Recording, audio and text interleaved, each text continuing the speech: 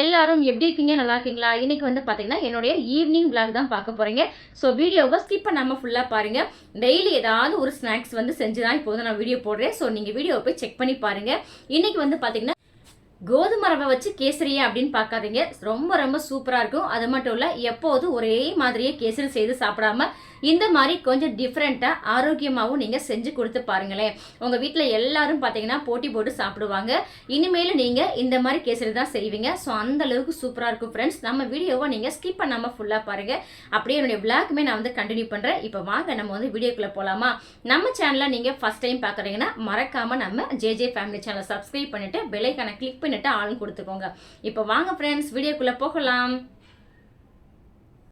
ஒரு கப்பு நான் வந்து கோதுமை ரவை வந்து எடுத்திருக்கேன்.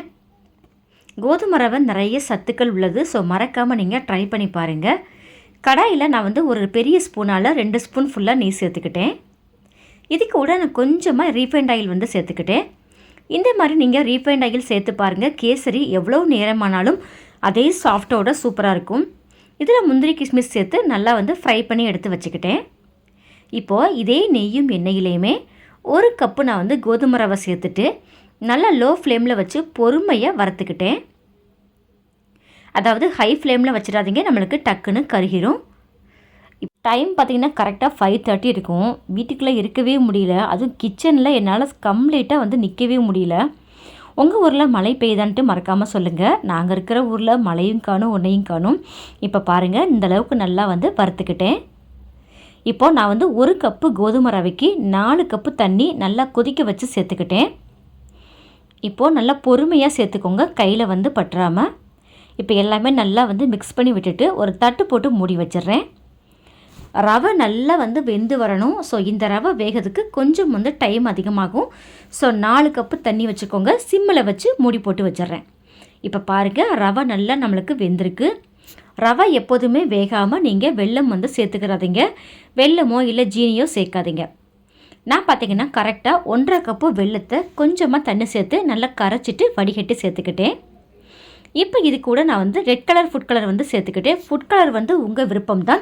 வேணும்னா சேர்த்துக்கோங்க, வேண்டாம்னா ஸ்கிப் பண்ணிக்கோங்க.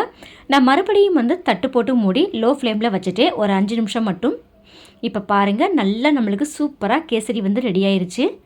இது கூட பார்த்திங்கன்னா ஒரு 3 ஏலக்காய் வந்து தட்டி சேர்த்துக்கிட்டேன். இப்போ நான் நெய்யில் வறுத்த முந்திரி கிஸ்மிஸை சேர்த்துட்டு லாஸ்ட்டாக 1 ஸ்பூன் நெய் சேர்த்து நல்லா மிக்ஸ் பண்ணி எடுத்திங்கன்னா சும்மா அல்வா மாதிரி கோதுமை ரவா கேசரி வந்து ரெடி ஆயிடுச்சு. ஸோ இந்த ஸ்டேஜில் நீங்கள் வந்து ஸ்டவ் ஆஃப் பண்ணிடுங்க. இன்னும் நம்மளுக்கு நேரம் ஆக நல்லா வந்து நம்மளுக்கு இன்னும் திக்காக இருக்கும். பாருங்கள், அப்படியே வாழை இலையில் சுட சுட அந்த கேசரியை வந்து போட்டு சாப்பிடும்போது நான் சொல்ல தேவையில்லை, நீங்கள் ட்ரை பண்ணி பாருங்கள். சூப்பரான கோதுமை ரவா கேசரி ரெடி பண்ணியாச்சு பாருங்க. நல்லா சாஃப்டா இருக்கும், வாயில வச்ச உடனே கரைஞ்சு போயிடும். ஸோ மறக்காம நீங்க ட்ரை பண்ணி பாருங்க ஃப்ரெண்ட்ஸ், அட்டகாசமா இருக்கும். ரவை வச்சு உப்புமா செஞ்சு கொடுத்தீங்கன்னா கண்டிப்பா சாப்பிட மாட்டாங்க. ஸோ இப்படி நீங்க கேசரி செஞ்சு கொடுத்து பாருங்களேன், போட்டி போட்டு சாப்பிடுவாங்க. ஓகே ஃப்ரெண்ட்ஸ், இந்த வீடியோ பிடிச்சிருந்தா மறக்காம லைக் பண்ணுங்க, ஷேர் பண்ணுங்க. தேங்க்யூ.